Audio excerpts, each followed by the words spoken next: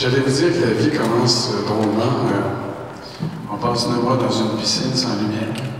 C'est un forfait tout compris. Il y a quelqu'un qui mange à notre place, qui respire à notre place. On se développe tranquillement, mais sans trop le savoir. Puis un choc, à un moment donné, qui arrive, on vient au monde. Et là, on est pris pour se battre avec un défi ou avec un enjeu formidable, celui de l'autonomie, de la responsabilité, de l'engagement dans une vie qui va nous mettre en contact avec les autres, espère-t-on, et avec le bonheur et avec le plaisir. Et en vie, en parlant de bonheur et de plaisir, je veux souligner ici que une grande partie des énoncés que je ferai, des remarques que je ferai, m'ont été inspirés pour le bonheur de vivre avec Tamara Lebrise, qui est dans la salle, qui est une psychologue du développement, et avec laquelle j'ai eu maintes occasions, en toutes sortes de circonstances, de parler des enfants, de leur développement et de l'école. M'est venue, il y a quelques mois, une autre expression à laquelle je me suis attaché, celle des écoles lumineuses.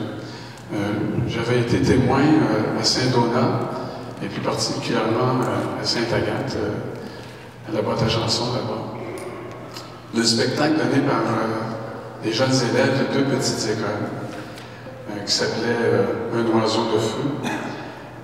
L'histoire étant que cet oiseau-là était blessé, les enfants devaient assurer sa survie, le guérir, etc. Et ils ne trouvaient pas autour d'eux les ressources nécessaires pour le faire. Il manquait d'air, il manquait d'eau, il manquait de grains, étant donné la pollution qui sévissait sur la terre. Une comédie musicale jouée par je ne sais pas, 60, 90 enfants, je ne sais pas trop. Fin du primaire, début du secondaire, 2 petites écoles de Saint-Donat.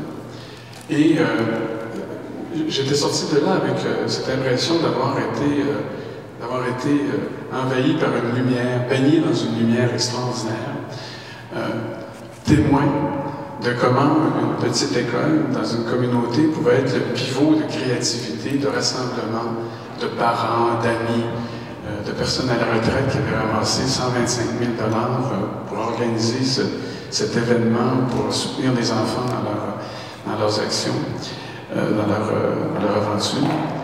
Et comment cette école, donc, joue un rôle extrêmement important, non seulement dans le développement des enfants, mais aussi dans le développement de la communauté. Comment l'école était devenue une courroie de transmission entre des générations qui auraient pu autrement ne pas se connaître, etc. Quelles étaient les caractéristiques de cette école?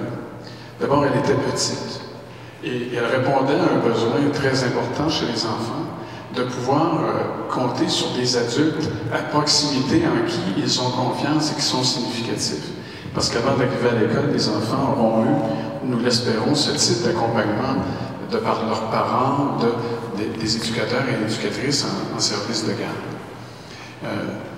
L'école devrait normalement donc être soucieuse de cette proximité, et c'est pour ça qu'on insiste tellement sur les siècles qui s'intéressent au développement de l'enfant, non pas simplement à sa scolarisation, pour que cet environnement-là soit petit, qu'il puisse être assuré une certaine intimité, pour que le talent et en même temps les besoins de chacun des enfants dans cet environnement-là soient reconnus, qu'ils soient monitorés correctement, que l'enfant soit accompagné dans ses étapes de développement et qu'il puisse trouver dans son environnement des ressources. Ça, c'est la première chose.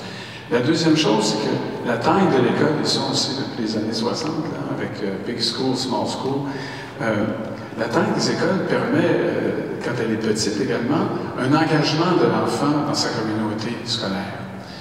Pourquoi? Parce que lorsqu'on a une petite école, on a peu de personnes qui sont appelées à occuper des rôles qui sont prescrits par l'école. Par exemple, faire partie d'une équipe sportive, faire partie d'un club de photo, etc., etc. Plus la population de l'école est grande, plus il y a d'enfants qui sont poussés à la marge, soit comme spectateurs, ou soit comme vétoisés parce qu'ils ne répondent pas aux normes et aux critères de l'ensemble de la communauté. On est plus porté, lorsqu'on a des grands ensembles comme ceux-là, à vétoiser ceux qui ne font pas l'affaire et à récupérer ceux qui font fonctionner normalement le système. Donc, c'est un avantage extraordinaire des petites écoles parce que ça permet aux enfants de jouer des rôles actifs et de développer leur sentiment d'appartenance. J'avais aussi remarqué dans ces 2 écoles là-bas un leadership extraordinaire de la part de la direction de l'école, qui avait consenti à allonger les heures, puis mettre de la flexibilité dans les horaires, etc., à faire rentrer les retraités dans l'école, à faire rentrer les parents dans l'école. Donc, il y avait créé des lieux physiques dans les écoles pour que ça puisse se passer comme ça. Et on va en parler sans doute aujourd'hui. L'architecture même de l'école doit donc permettre cette intimité. Elle doit permettre la fluidité des échanges entre les parents, les éducateurs et l'enfant. Elle doit permettre de passer à des lieux où on est 30, à des lieux où on est 2, à des lieux où on est seul, à des lieux où on est accueilli, à des lieux où on est remercié, à des lieux où on est animé. Donc, ça prend aussi une fluidité et une flexibilité dans la conception même de l'école. Et elle doit traduire l'école en même temps. Mon Dieu, que les écoles dont nous disposons maintenant, qui ont été très souvent construites dans les années 50, 60 ou 40, n'ont pas cette caractéristique-là. Elles doivent être transparentes. Quand on dit que l'école doit accueillir la communauté et doit se connecter sur les ressources de la communauté, elle doit, à mon avis, dans son bâtiment, dans son architecture, inviter à ce qu'on regarde dans la classe. On regarde, je ne sais pas si vous avez ce réflexe-là. Moi, quand je passe près d'une école, je suis toujours en train d'essayer de voir. Qu'est-ce qu'ils font? On a toujours ce réflexe-là. Mais on ne voit rien. On n'a pas comme l'impression que l'école veut que l'on voit quelque chose. Et que la lumière rentre en même temps dans l'école. Et moi, je pense qu'il y a là un signal dans notre façon de bâtir l'école, de la positionner dans la communauté, son emplacement, etc., qui est très significatif aux yeux de la population et aux yeux de celles et de ceux qui sont préoccupés par le sort des enfants, le développement des enfants, par leur bien-être, etc.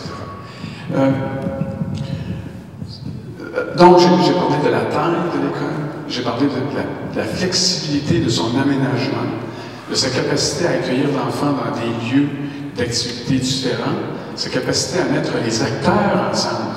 Le fameux triangle parents dont on parle dans le devoir ce matin, parents, enseignants, enfants, qu'on souhaite actif, qu'on souhaite dynamique, centré sur le développement global de l'enfant. Mais ça prend des lieux aussi pour que ça se passe, cette histoire-là. Un environnement aussi donc qui est ouvert sur sa communauté, qui éclate, qui est baigné de lumière. Et je dirais, en toute fin, une école lumineuse pour moi, c'est une école qui associe l'effort d'apprendre à la beauté. Nous accueillons souvent nos enfants et nos profs dans des environnements qui ne sont pas bienveillants de ce point de vue-là, qui ne donnent pas le signal que la curiosité puisse déboucher sur quelque chose de beau, qu'elle puisse se déployer dans quelque chose de beau. Regardez dans quel environnement on est aujourd'hui pour se parler. C'est extraordinaire, mais faisons la comparaison avec plusieurs de nos écoles, on va voir que, écoutez, on n'est pas là. Et moi, je prétends qu'on arrive dans une phase, puis je vois les représentants de la commission scolaire, où on va devoir revoir, on va devoir reconstruire, réaménager nos écoles qui sont très souvent des bâtisses qui sont devenues vétustes, et qu'on va devoir réfléchir donc ensemble à cette école idéale.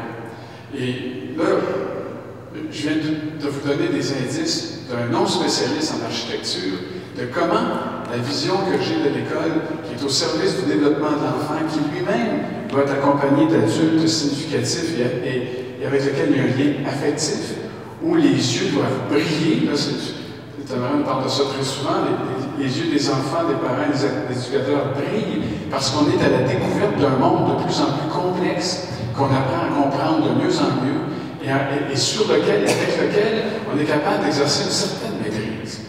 Et ce dont je viens de vous parler là, la dernière phrase, c'est la définition du développement que nous a enseigné en 1979 un grand psychologue du développement aux États-Unis de l'Université Cornell qui s'appelle Urie Bronfenbrenner, et qui nous dit le développement humain n'est pas d'autre chose que ça. C'est d'abord de nous garantir entre nous une capacité de percevoir le monde dans toute sa complexité. C'est un gros défi. On vient au monde et ce qu'on voit, c'est ou bien un gros téton, ou bien une grosse tétine. Et c'est ça, la représentation du monde. On part de très loin, et tranquillement, on s'éloigne. On s'aperçoit que, oh, il y a quelque chose accroché à ça.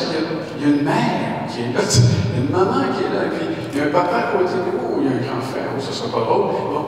Mais il y a une complexité qui se construit au fur et à mesure où notre conscience de l'environnement s'alimente et nous alimente. C'est ça le défi.